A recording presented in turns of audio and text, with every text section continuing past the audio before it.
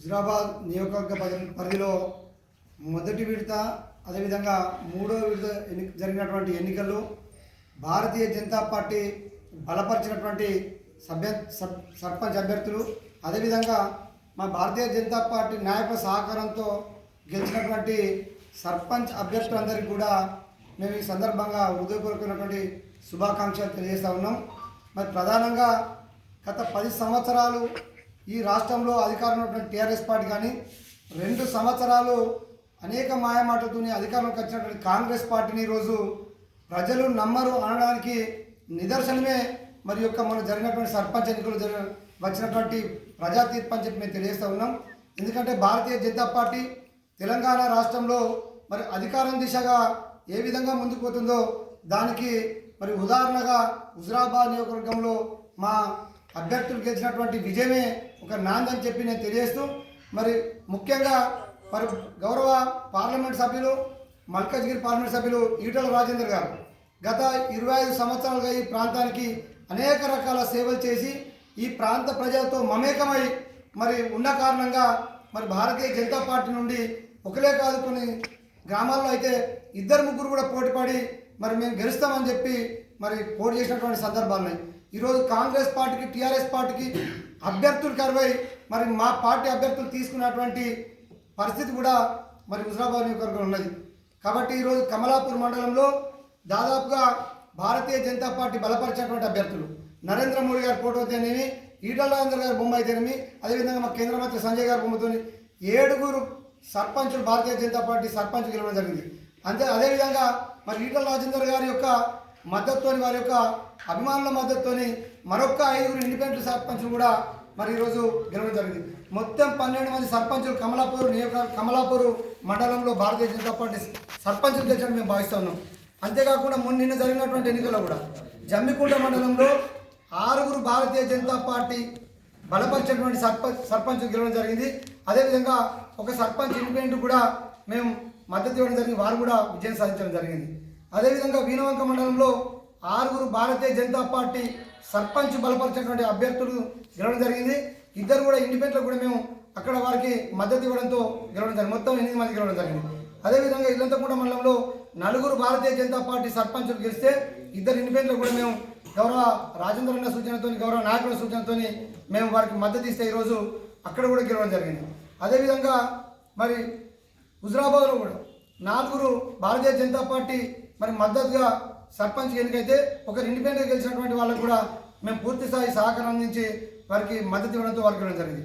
మొత్తానికి హుజరాబాద్ నియోజకవర్గంలో 107 గ్రామాలు ఉంటే 38 గ్రామాల్లో నేరుగా భారతీయ జనతా పార్టీ బలపరిచినటువంటి అభ్యర్థులు మేము సహకరించినటువంటి అభ్యర్థులు గెలిచి ఈరోజు నియోజకవర్గంలోనే ప్రధాన స్థానంలో మన భారతీయ జనతా పార్టీ ఉందని చెప్పి సందర్భంగా మేము సగర్వంగా తెలియజేస్తూ ఉన్నాం.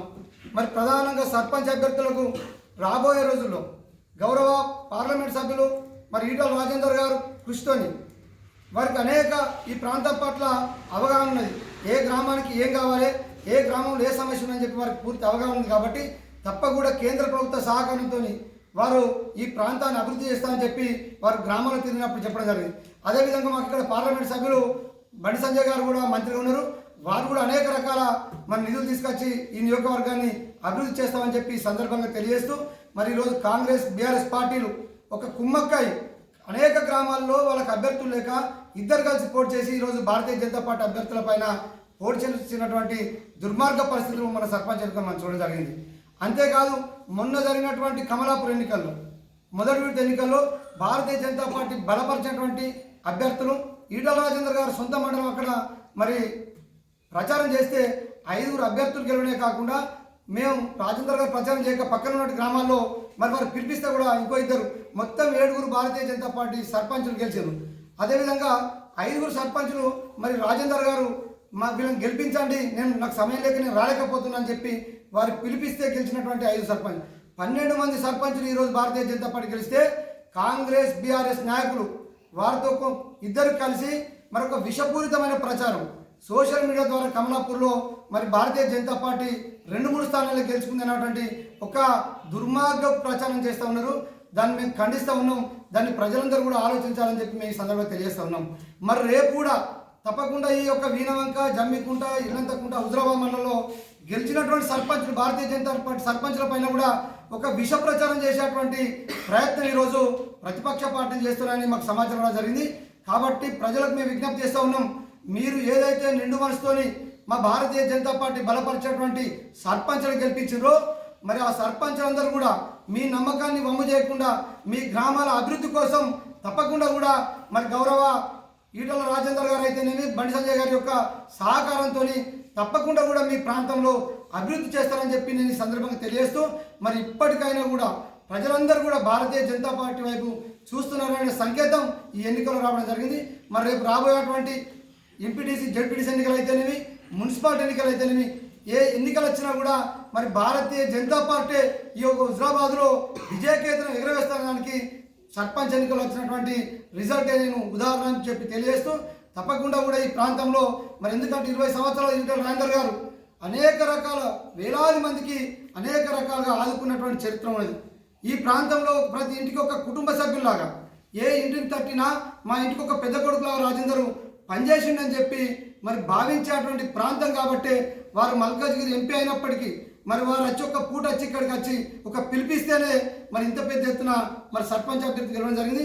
అదేవిధంగా మరి మా యొక్క కేంద్ర మంత్రి బండి సంజయ్ గారు కూడా అభివృద్ధి కోసం సహకరిస్తాం, మా అభ్యర్థిని గెలిపించండి అని చెప్పి వారు కూడా చెప్పడం జరిగింది. కాబట్టి మరి తప్పకుండా కూడా ఈ యొక్క నాయక స్ఫూర్తితోని మేమందరం కూడా తప్పకుండా పెద్ద ఎత్తున కూడా విజయానికి చేర్చుకోవడం కోసం రాబోయే ఎన్నికల్లో ముందుంటామని చెప్పి నేను తెలియజేస్తూ మరి ప్రధానంగా కొన్ని పత్రికలు, 1-2 పత్రికలు ప్రధానంగా ఏదైతే ప్రజా సమస్యలను ప్రభుత్వ పథకాలను తెలిసి ఒక రాజ్యాంగబద్ధంగా వివరించవలసినటువంటి ఒక పత్రికను మరి ఈరోజు పూర్తిగా అమ్ముడుపోయి కొంతమందికి కొమ్ము కాసేటువంటి ప్రయత్నం చేయడం జరిగింది.